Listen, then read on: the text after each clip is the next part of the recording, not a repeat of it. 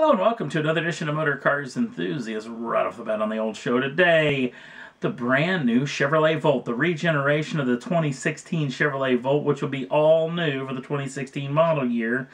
Chevrolet has released this particular teaser photo, not to mention a release date, at least as far as the debut of the brand new concept. This particular vehicle will be shown off at the 2015 Detroit Motor Show, which is only in a handful of months. In fact, the first big motor show in the year of 2015. So cannot wait to see this brand new Volt. And an interesting little side note, the folks over at topspeed.com had a little tidbit about this machine.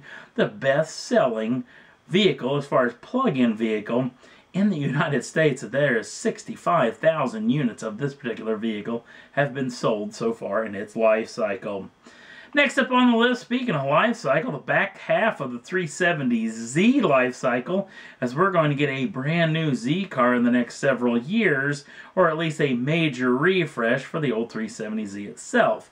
But we've got official pricing for the 2015 model year that was just released by Nissan over the past several days.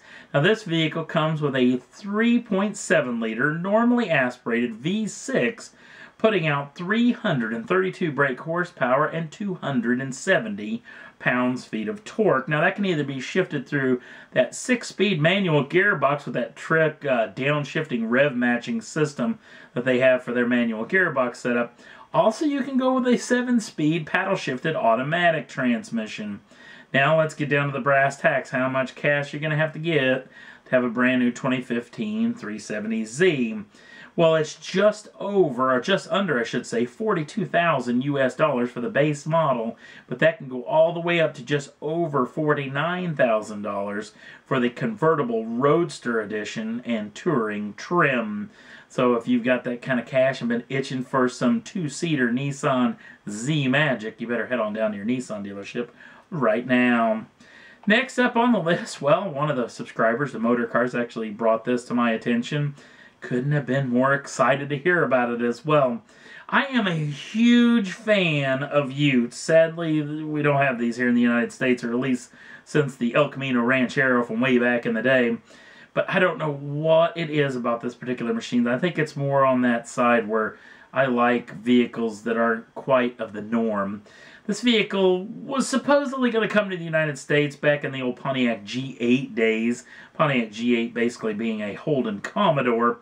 Now, that particular machine, they were talking about bringing a G8 Ute, but the business model is tricky to make because, you know what, if you're going to want a truck here in the United States, you got plenty of opportunities to buy other trucks. If you're going to want to buy a two-door, big, screaming V8 sports car, you got plenty of opportunities to buy one of those as well. So this vehicle would really fall into the cracks, but if ever there would be these, it would be fantastic times here in the States. Now, let's get back to this particular deal, because there's a rumor floating about, supposedly, Holden's already let into the Holden dealership network. This vehicle is on its way. The HVS Group is actually planning on building a GTS Maloo. Now, this particular vehicle is going to get all the latest and greatest of the most awesome parts that General Motors has ever put together, including the magnetic ride control. Not to mention, this vehicle is going to have the biggest brakes of any Ute ever built. Ever. So it's going to be able to stop this thing, and the go part is pretty fantastic as well, as it's going to get the 6.2 liter supercharged LSA V8, putting out 560 brake horsepower, the most powerful Ute in the world as well. Now let's get down to the brass tacks. It's also going to be the rarest Ute ever built and the rarest vehicle, Australian vehicle ever built, as they're planning on only building 150 units for all of Australia and New Zealand. So this is a very rare bird indeed.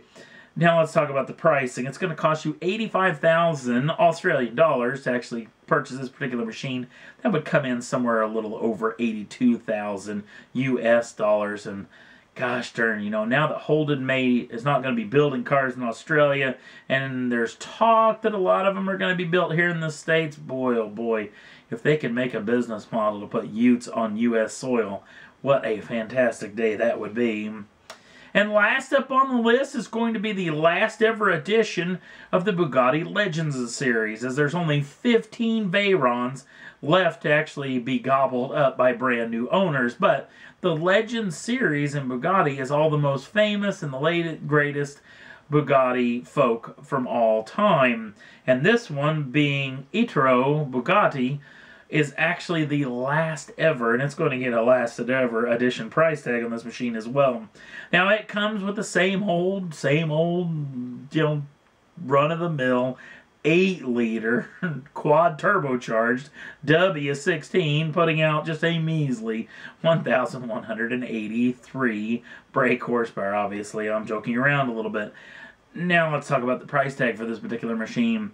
This vehicle in Sport Vitesse trim is going to come out at $3,140,000 US. A pretty pricey machine, but it is one of one, the last ever in the Legends of Bugatti editions. So it's going to be a pretty special vehicle indeed. And that's all there was that I thought was worth talking about for this edition of Motor Cars Enthusiasts. If you want to jump on over to the Facebook page and give us a like over there, we'd appreciate it. Also, if you want to subscribe to the channel, you can do so at any time. Get the first dibs on the brand new shows as soon as they come out. Thanks for watching, and we'll see you again real soon.